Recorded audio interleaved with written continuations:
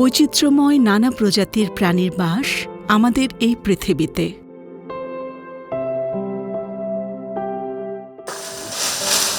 কালের আবর্তে অনেক প্রাণী চোখের অন্তরালে রয়ে গেছে, আবার অনেকে ধীরে ধীরে প্রকৃতি থেকে হারিয়ে গেছে। আমাদের দেশের মহাবিপন্ন প্রাণীদের মধ্যে চশমা পরা হনুমান একটি।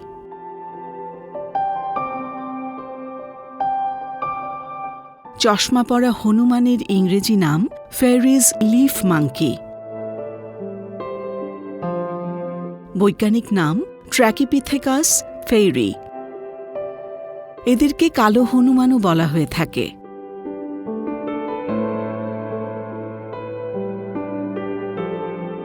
এই প্রাণীটি দক্ষিণ এশিয়া যথা বাংলাদেশ, ভারত ও মিয়ানমারে বসবাসকারী প্রাচীন বিশ্বের বানরের একটি প্রজাতি।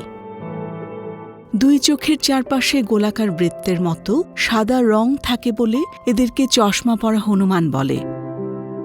শরীরের বেশিরভাগ অংশই ধূসর কালো রঙের হয়ে থাকে।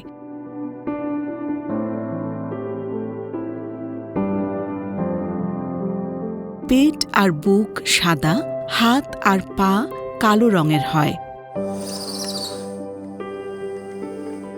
এরা আকারে অনেক ছোট হয় এবং এদের লেজ শরীরের তুলনায় বড় হয়ে থাকে।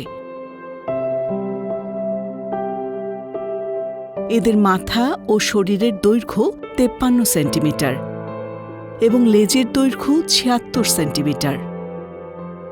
বাচ্চাদের রং হয় সাদা আর গোলাপির মিশ্রণে। এরা সাধারণত দল বেঁধে বিচরণ করে এবং একটি দলে 7 থেকে 8টি হনুমান থাকে।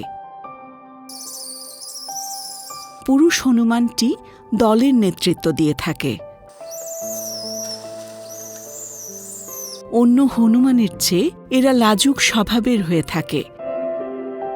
দিনের বেলায় এরা ঘন বনের ছায়াযুক্ত স্থানে বিচরণ করতে পছন্দ করে। সহজে এরা মাটিতে নামে না।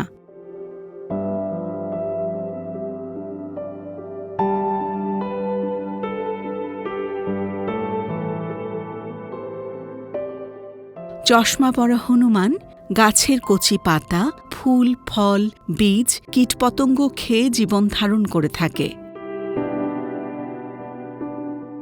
জানুয়ারি থেকে এপ্রিল মাস এদের প্রজননকাল। স্ত্রী হনুমান 150 থেকে 200 দিন গর্ভধারণের পর একটি বাচ্চা প্রসব করে।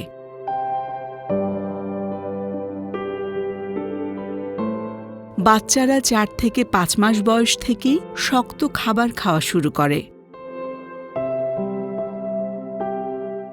লাউয়াছড়া জাতীয় উদ্যান, সাতসরি জাতীয় উদ্যান, রেমা-কালেঙ্গা বন্যপ্রাণী অভয়ারণ্য, পাবলাখালী বন্যপ্রাণী অভয়ারণ্য ও কাপ্তাই জাতীয় উদ্যানে চশমা পরা হনুমান চোখে পড়লেও এখন অনেক কমে গেছে।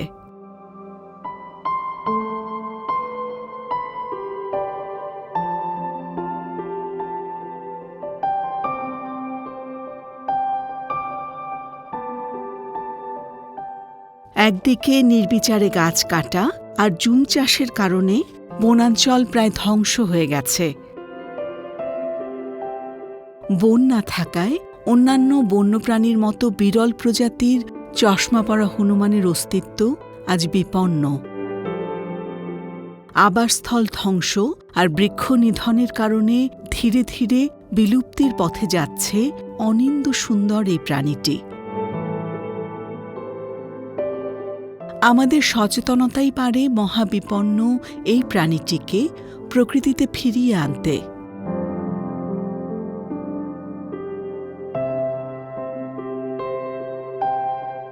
তাই জনসচেতনতা বৃদ্ধি ও বৃক্ষরোপণের মাধ্যমে টিকে থাকবে প্রকৃতির ভারসাম্য রক্ষাকারী এই চশমা পরা হনুমান।